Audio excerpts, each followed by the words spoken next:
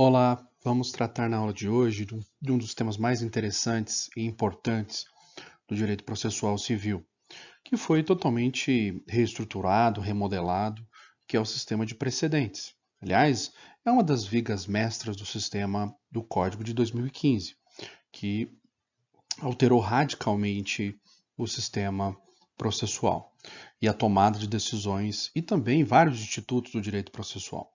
Então, nessa primeira parte, nós vamos falar aspectos gerais do que vem a ser os precedentes, quais são os precedentes vinculantes, os não vinculantes e as técnicas de afastamento dos precedentes, como distinguishing, overruling, overriding. Vamos falar sobre ratio decidendi, obter dictum, e na próxima aula nós vamos falar da influência do sistema de precedentes nos diversos institutos, como na ação rescisória, na tutela provisória, né, no reexame necessário, enfim, em vários institutos de direito processual que sofreram influência a partir desse sistema de precedentes de 2015. E depois nós vamos falar do IRDR e do IAC em específico, que foram aperfeiçoados, né, e no âmbito desse sistema, ok? Então, vamos lá. Bom, numa primeira perspectiva, né, você tem que mentalizar então o que vem a ser então precedente, né? Bom, precedente, eu trouxe aqui uma visão aqui para vocês mentalizarem. Então, significa o quê? Um julgamento ou qualquer tipo de julgamento, dentre aqueles previstos na lei processual, né, que vão ser utilizados para influenciar ou a tomada de decisões de julgamentos futuros.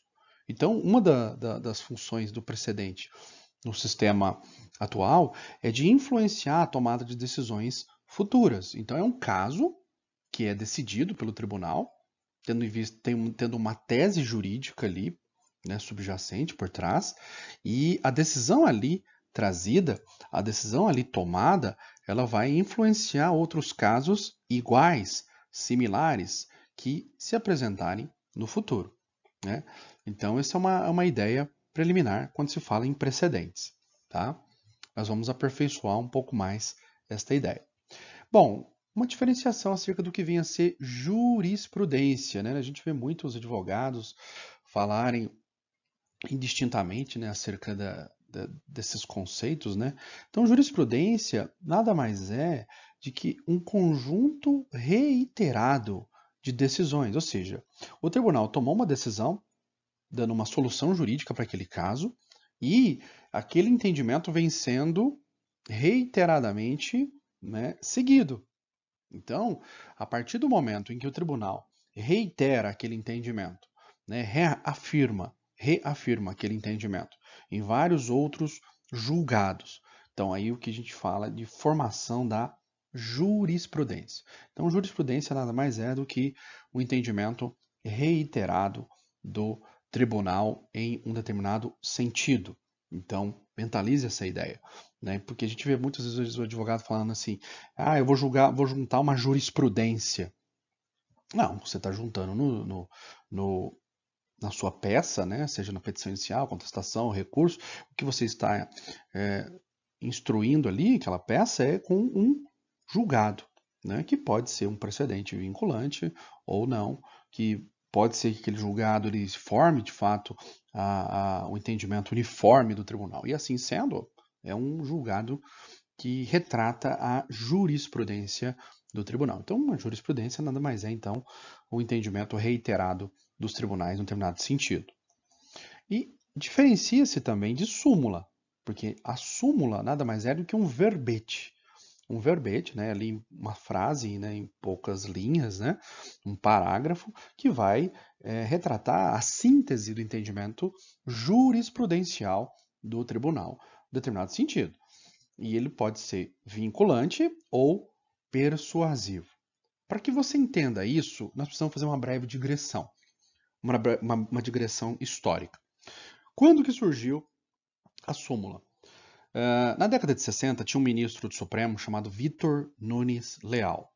Vitor Nunes Leal, ele tinha um caderno muito organizado, ele era um cara muito organizado, né? E ele começou a escrever no caderno a síntese do entendimento do STF, né, conforme os assuntos. E aquele caderno dele era tão organizado e ele passou a influenciar na tomada de decisões, falando, olha, no ano passado nós já decidimos esse assunto, né? Eu anotei aqui, ó, foi no precedente número tal, né? Falava lá o número do recurso, o número do acórdão, né? E o nosso entendimento foi no sentido tal, né? Então, ele era tão organizado, né, nesta compilação das ideias e na sua sintetização, que o STF acabou por institucionalizar o caderno do ministro Vitor Nunes Leal. Então, essa síntese dos entendimentos são as súmulas, né? Só que naquele contexto, a súmula ela tinha um viés persuasivo para os demais juízes da base. Ele não era vinculante, era meramente persuasivo, né? Nós tivemos o advento da súmula vinculante apenas em 2004, com a emenda constitucional 45, que de fato criou ali, acrescentou no artigo 103A, né, que previu a possibilidade do Supremo, e somente o Supremo, de editar súmulas vinculantes, que vão vincular a quem? Né? Ele vincula todo o judiciário, que está abaixo, né, do Supremo Tribunal Federal, e também o Poder Executivo. Então, somente em 2004 nós tivemos o advento das súmulas vinculantes, né? Então, é importante você ter isto em mente, porque no próximo slide, né, nos próximos slides, eu vou falar sobre quais são as decisões vinculantes. E ali nós vamos ter a súmula vinculante, ela continua sendo vinculante, ela nem precisava do código de falar sobre isso, não é? E nós temos também as súmulas persuasivas do Supremo Tribunal Federal, que versem sobre matéria constitucional. Elas também serão vinculantes. E é o 927 do Código de Processo Civil. E nós teremos também todas as súmulas do STJ que versem sobre a interpretação da lei federal. Então esse é um ponto interessante para você mentalizar. Por isso que eu preciso falar sobre isso. Bom, então a lógica do sistema de precedentes vinculantes, né, o que tem por trás disso, né? Qual que é a ideologia que foi declarada, pelo menos, pelos juristas conhecidos como precedentalistas, né? Então eles falam que a ideia de termos precedentes vinculantes, ou seja, aquilo que o STF decidiu, aquilo que o STJ decidiu, né, e nas situações que forem possíveis, né, do Tribunal Local, né, Tribunal de Justiça, Tribunal Regional Federal, de vincular os que estão abaixo, é uma ideia também de conferir igualdade, né? Então, eu até coloquei aqui uma crença, né, de que todos serão tratados igualmente, né, da mesma maneira por parte do judiciário. Então, essa é uma ideologia declarada ali no sistema de precedentes vinculantes. Ainda, tutela da confiança, de modo a conferir segurança jurídica, né, para evitar o que alguns chamam de loteria judiciária. Então, conferir então segurança jurídica, previsibilidade das decisões. Para isso, o STF, o STJ e os tribunais de justiça, tribunais regionais federais, que integram a justiça comum, eles devem ter um sistema de informação, de publicidade dos precedentes, das tomadas de decisões, para que propiciem aos advogados e aos juízes que estão abaixo que possam ter acesso a isso. E, obviamente, quando você fala em tutela da confiança, né, também para dar essa previsibilidade, para evitar que se faça discussões contrárias a algo que já foi pacificado, né, que já foi tomado decisão de forma vinculante. Então, e até para identificar uma litigância de má-fé, né, por meio da chamada lide temerária, que vá contrário a um precedente vinculante, sem que se suscite ali uma distinção, né, um distinguishing. Então, esse é um dos propósitos, por isso falar em tutela da confiança. Ainda é possível a chamada técnica de aceleração do processo, por meio disso, porque o que já foi decidido nos precedentes, né? Então, impede a chamada rediscussão, e nós vamos ver também a possibilidade da improcedência liminar do pedido, né? Então, se o juiz se deparar com uma ação que está indo contrário a um precedente vinculante, ele já pode ir direto para a sentença de improcedência liminar do pedido. Então, no que tange a aplicação ou não aplicação deste precedente. Então, isso é uma das vantagens que temos ali, a questão da incidência ou não do reexame necessário. Eu vou falar sobre isso na próxima aula, né? A concessão ou não de tutela de evidência, se estiver amparado em precedente vinculante, né? A não incidência, então, do reexame necessário, se estiver amparado em precedente vinculante. Poderes do relator, então conferiu-se poderes ao relator, né? Exacerbaram até, né? Conferiram muitos poderes ao relator, de modo que ele não precise remeter ao colegiado para que o colegiado julgue, né? Caso o recurso esteja amparado em precedente vinculante, ou caso o recurso esteja indo contrário ao precedente vinculante.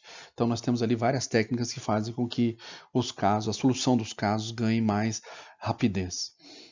Então por isso daí se falar em aceleração do processo, né? Então, e também se permite aqui, né, o debate acerca da distinção, né, se o precedente vinculante a ser aplicado, ele não pode ser aplicável no determinado caso, porque há uma distinção chamada de distinguishing, que nós já vamos ver, né, ou então se houve um overruling, né, ou superação do precedente, então é uma outra perspectiva.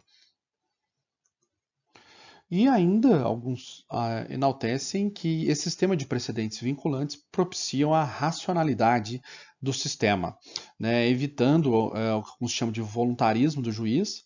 Mas, na verdade, a gente troca, né, o voluntarismo do juiz de primeiro grau pelo do Tribunal Superior, né, do STF ou do STJ. Né, haja vista aí o realismo jurídico que está tão presente, tão em voga, né, no nosso sistema.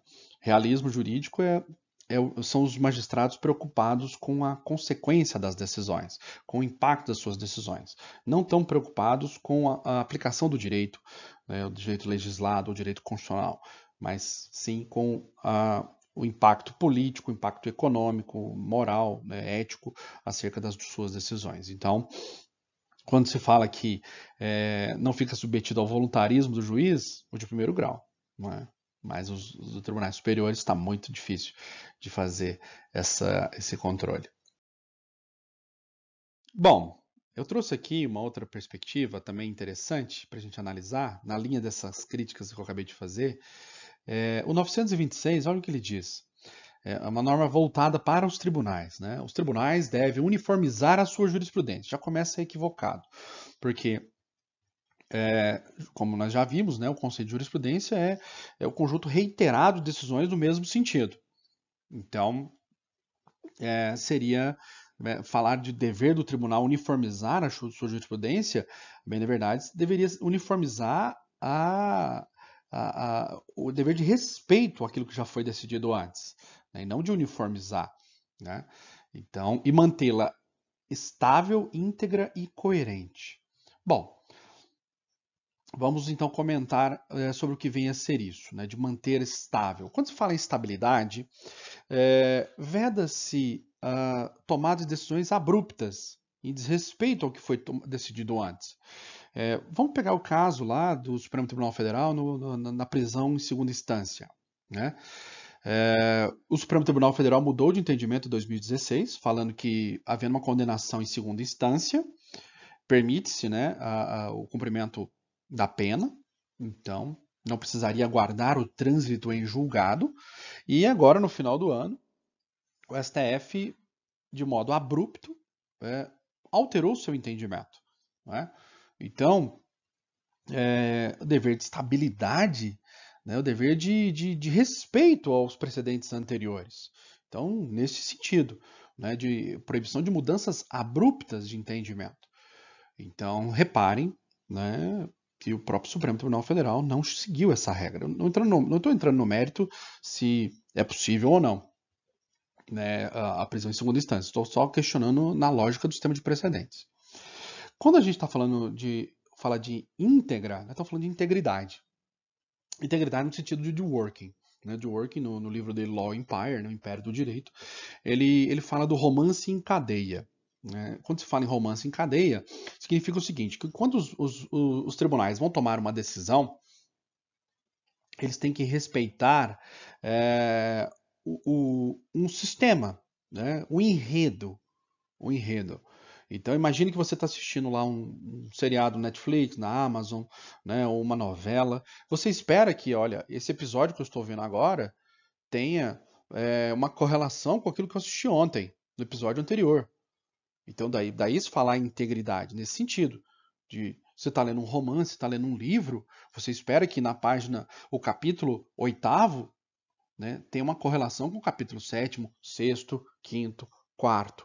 Então é nesta linha de raciocínio que nós temos que pensar aqui o sistema de precedentes. Então quando se fala em íntegra, nós estamos falando de integridade, de respeito ao enredo, né, à história do tribunal, aquilo que o tribunal vem decidindo, né, como o romance em cadeia. Então, essa é uma ideia muito interessante, essa da integridade, né? Então, da ideia de respeito ao sistema, né? Daquilo que vem sendo decidido ao longo da história do tribunal. Então, senão a gente não consegue falar em segurança jurídica, em previsibilidade. E aí, por fim, quando se fala em coerência, né, a ideia de princípio da igualdade. Então, se decidiu num sentido para Francisco, também tem que ser para Chico. Se tiver uma situação, é a famosa ideia, né? Pau que bate em Chico tem que bater em Francisco. Então, ele também tem que bater em François. Então, é a ideia de princípio da igualdade. Então, situações iguais devem ser aplicado o mesmo precedente. Né? Daí a gente falar em distinguishing, distinção. Então, distinguishing, que nós já vamos comentar, né, é um subterfúgio retórico que nós temos para fazer com que aquele precedente não seja aplicável. Porque há uma situação peculiar, há uma especificidade que impede a aplicação daquele precedente. Então, é por isso. Bom, eu trouxe aqui para a gente analisar o artigo 927, que fala quais são os precedentes que vinculam o judiciário inteiro. Há algumas dessas situações que nem precisavam constar. E há outras que é de constitucionalidade duvidosa. Então vamos lá.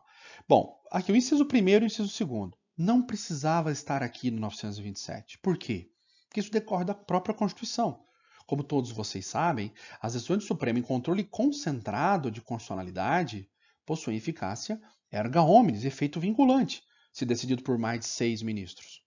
Né? Um quórum de instalação 8 para fazer o controle de constitucionalidade e tem que ter pelo menos 6 ministros decidindo pela constitucionalidade ou pela inconstitucionalidade de determinado dispositivo, determinada lei.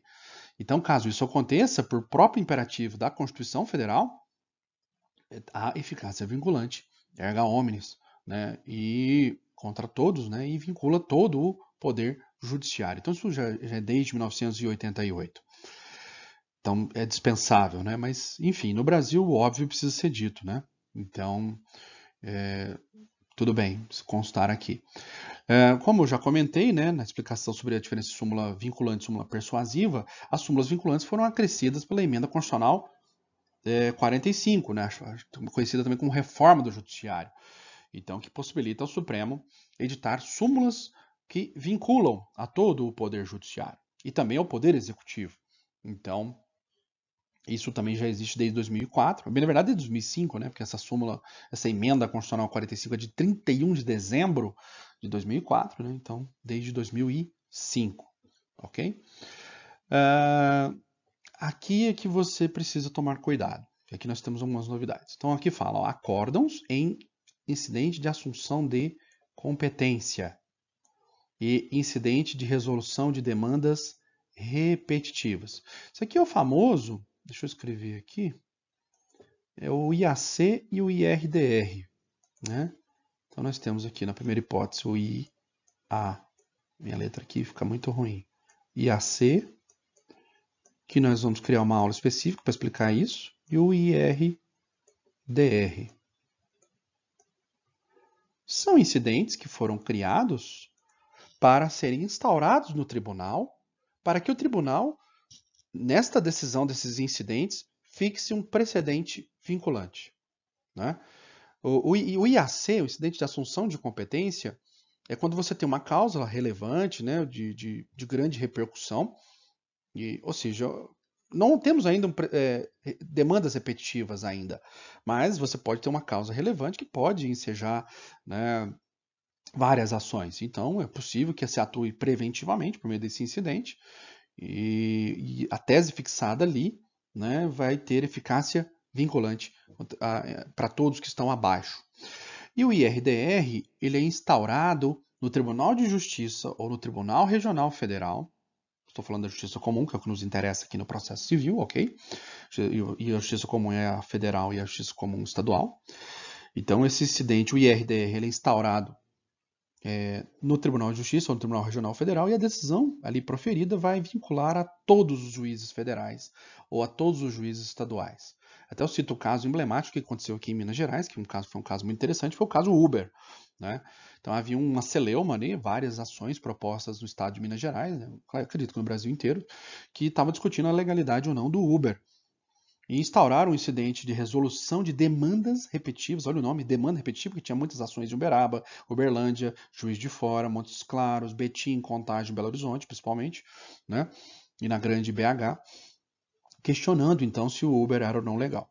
E o Tribunal de Justiça disse, nesse incidente de resolução de demanda repetitiva, disse que o Uber em Minas Gerais é legal. Logo, todas as ações dos taxistas que estavam questionando a legalidade do Uber e buscando, obviamente, a proibição, né, dessa atividade, essas ações tiveram que ser julgadas todas improcedentes. Então, olha aí um efeito prático muito interessante. Então, criaram-se esses incidentes, esses dois incidentes, né, para serem instaurados diretamente no tribunal para a formação de um precedente vinculante. Então, eu vou destacar aqui, vai ter uma aula só para falarmos sobre isso. Ok? Então aguardem aí que logo, logo a gente vai postar uma aula sobre isso. E nós temos também, no âmbito do STJ, do STF, os recursos, né, repetitivos. Para o STF, o recurso extraordinário, para o STJ, o RESP, o recurso especial, que podem estar no sistema normal, ou seja, um caso isolado, né, que está sendo discutido ali a aplicação não da lei, né, a negativa de vigência não de uma lei, para o STJ, via RESP, ou para o STF, né, via recurso extraordinário. Agora, podemos ter também uma discussão legal, uma discussão constitucional que afete várias estados da federação. E aí nós vamos falar do sistema de recursos repetitivos. Então, aquilo que o STJ decidir em recurso especial no sistema de repetição, sistema repetitivo, vai ter eficácia vinculante. Então, todas as decisões do STJ em RESP, pelo sistema repetitivo, vai ser vinculante a todo o país. E o STF é a mesma coisa, se for no sistema do recurso extraordinário repetitivo também. Então, mas isso é estudado no sistema recursal, né? Quando você vai falar de RESP e de RE, você menciona esse sistema, essa alocação em sistema repetitivos. Ok? Isso começa lá no próprio Tribunal de Justiça, Tribunal Regional Federal, que faz a admissibilidade desses recursos, e o presidente do Tribunal de Justiça, o Tribunal Regional Federal, verificando, pode ser o vice, né, dependendo do regimento interno, que há um sistema de repetição ali, né, que está sendo debatido, ele coloca nesse sistema de recursos repetitivos, basicamente, e manda subir para o tribunal, né, apenas 2 a 5 recursos, né, e manda sobrestar os casos ali naquele estado, naquela região. Na região, se for o Tribunal Regional, né, Federal. E chegando lá no STJ, no STF, né, vai ser sorteado um relator. O relator, se entender que de fato é um sistema, há muitos recursos repetitivos, né, ele vai mandar estender aquela suspensão dos processos para o Brasil inteiro. E vai mandar os presidentes dos tribunais enviarem, né, mais amostras, mais recursos para o STJ ou para o STF. Tudo que eu estou falando vai tanto para o STJ quanto para o STF. Okay? Então vai mandar o envio de mais recursos para que eles façam o julgamento da tese jurídica. Né? E formulando a tese jurídica, seja no STJ, seja no STF, eles comunicam aos tribunais de justiça, o Tribunal Regional Federal, e aí eles vão comunicar os relatores, né, daqueles recursos para se adaptarem ao precedente firmado pelo STJ ou pelo STF. Então, é basicamente esta a ideia, tá? Mas não se preocupem, isso no momento certo vocês vão estudar. O momento certo de estudar é no estudo dos recursos recurso especial, recurso extraordinário, tá bom? Pois bem, continuando aqui, ó.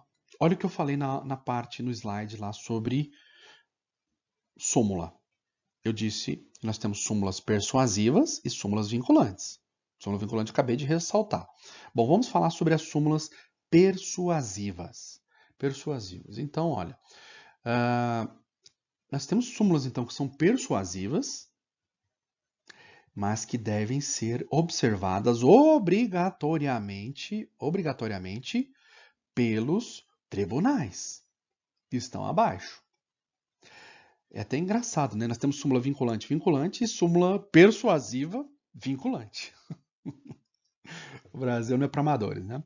Bom, olha só, inciso 4. Os enunciados de súmula do STF, está falando aqui das súmulas não vinculantes, ou seja, aquelas súmulas persuasivas, certo? Em matéria constitucional. E as do STJ, né, em matéria infraconstitucional. Ou seja, praticamente todas as, né, súmulas do STJ, né, porque é competência do STJ dirimir a interpretação da lei, né, federal, então, que é matéria infraconstitucional, né, fora aquelas que são afetas ao TST, ao TSE, né, e o STM, né, militar. Então, todos os demais, o que não for trabalhista, o que não for eleitoral, o que não for militar, é o STJ quem uniformiza a interpretação da lei federal. Então, por isso que eu posso afirmar que as súmulas do STJ, todas elas agora são vinculantes, né? Porque elas versam sobre matéria infraconstitucional. A grande questão que se coloca é o seguinte, uma crítica que foi feita pelo Nelson Neri, né? Que nós estamos criando um sistema de precedentes vinculantes que vai afetar ali a independência funcional, que vai gerar um déficit democrático, né, muito grande, né, de engessamento, né, dos juízes de primeiro grau, sem que tenha se alterado a Constituição. Quando se criou o sistema de súmula vinculante, alterou-se a Constituição, foi por emenda constitucional. Agora, esses demais mecanismos aqui que nós estamos falando, essas demais decisões que nós estamos falando aqui, foram criados por lei. E tem um outro problema. Reparem, ó 927. Olha ali o balãozinho amarelo. Né? Os tribunais observarão. Então tem outra briga entre os processualistas. O que significa se observarão? Você pega ali juristas como o Marinoni, né? O Marinoni, Mitidiero e o Arenhart. Né? Eles falam que, quando fala observarão, ele tem um caráter obrigatório. Agora, você pega autores como o Câmara, o Alexandre Câmara. Quando fala em observarão, significa que o juiz ele tem que considerar o precedente vinculante na sua decisão. Agora, se ele vai seguir ou não, isso já é outra conversa. O que ele precisa fazer é debater o precedente dentro da sua decisão. Já o Marinoni interpreta, né, essa palavra observarão como sendo vinculante. Ele tem que seguir o precedente. Ele não vai só debater, ele vai ter que introjetar o precedente e seguir a orientação ali, né, nos fundamentos da decisão. Então, olha que interessante esse debate que está sendo feito, não é? Bom, e para a gente terminar, né, qualquer decisão do plenário, né, ou do órgão especial dos tribunais, né, também são vinculantes. Então, imagina, eu sou juiz de direito aqui em Minas Gerais, só um exemplo, né?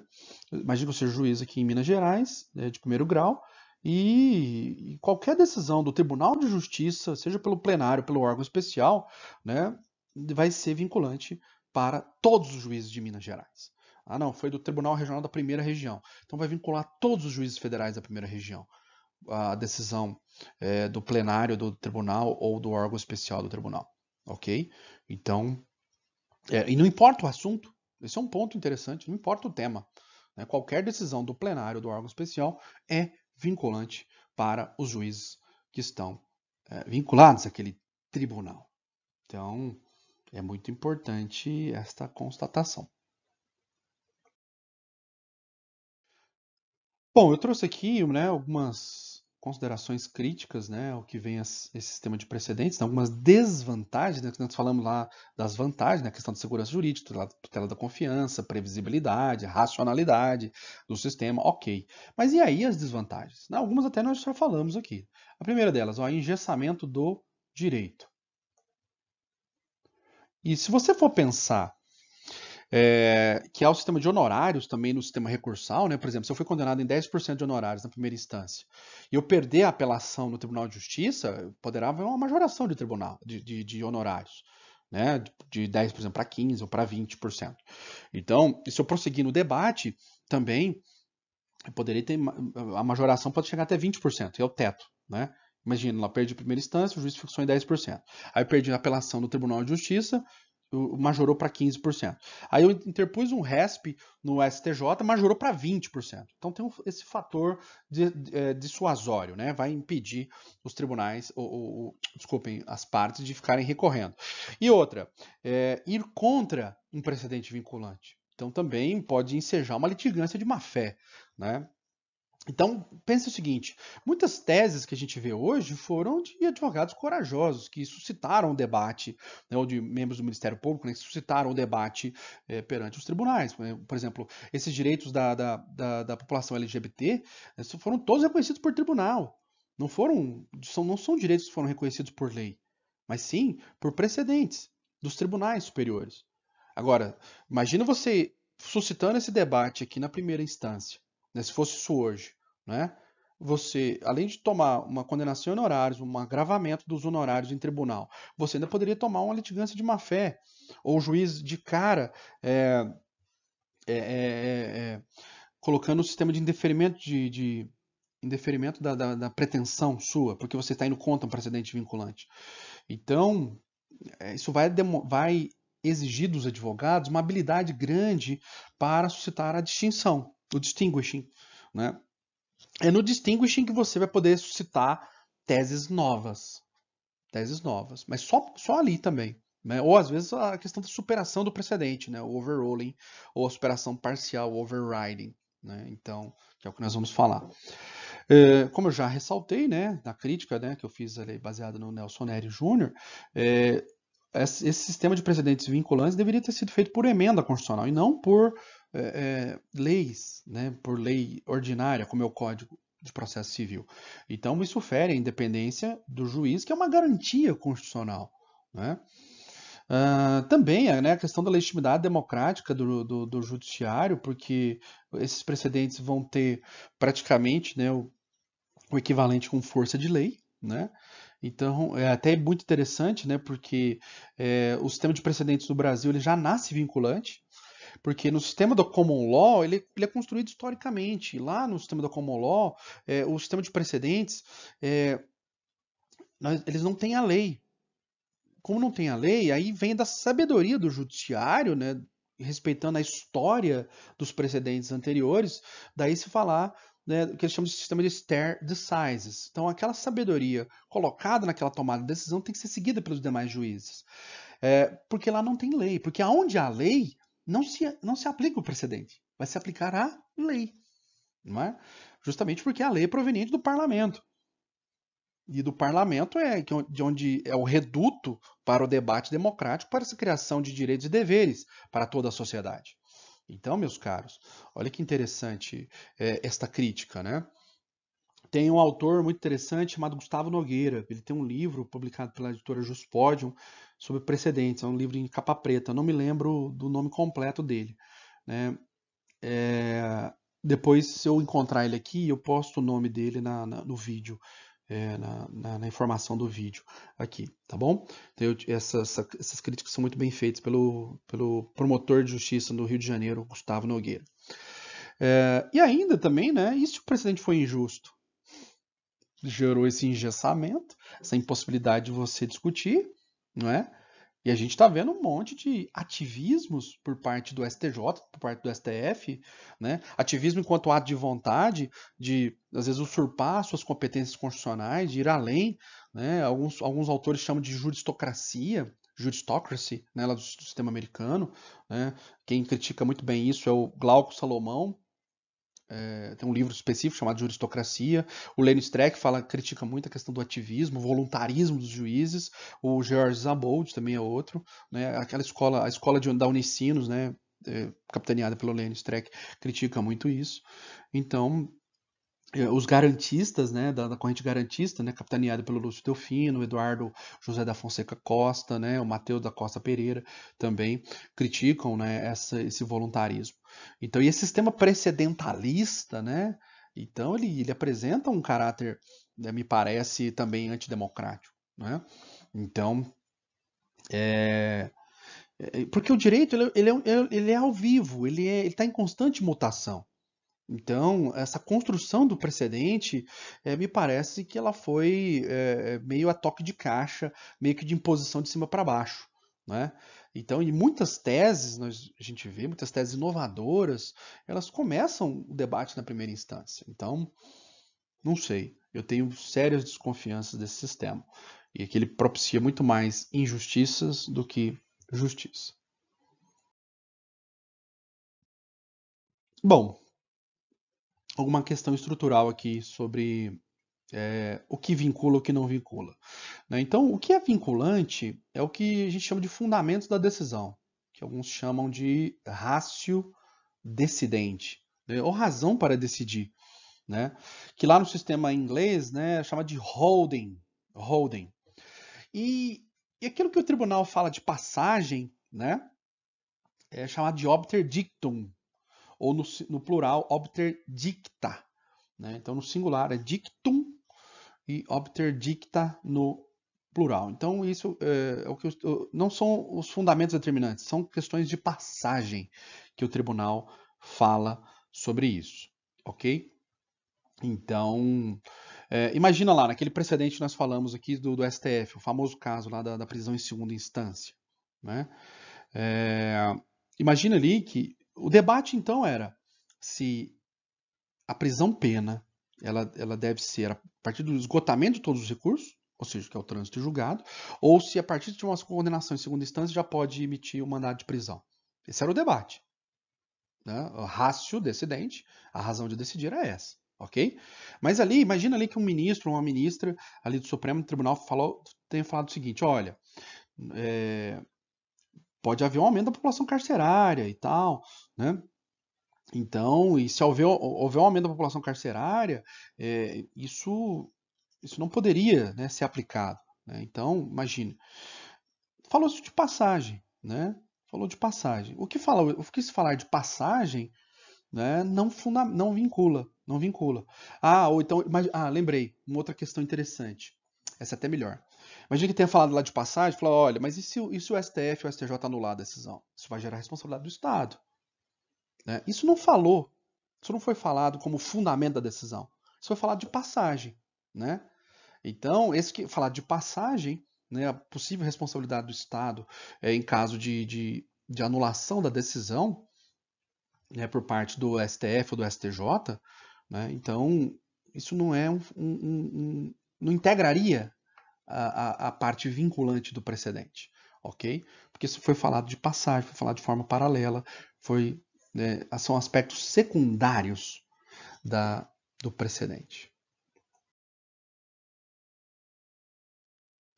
Bom, tendo em vista o adiantar da hora, porque estou usando o sistema de PowerPoint, ele fica muito carregado quando passa de 30 minutos, e já estamos chegando no 40º minuto, eu vou deixar para a próxima aula, no próximo material, falarmos sobre os fundamentos da não incidência do precedente, que aí nós vamos falar do distinguishing, ou distinção, coloquei aqui em português para vocês, né?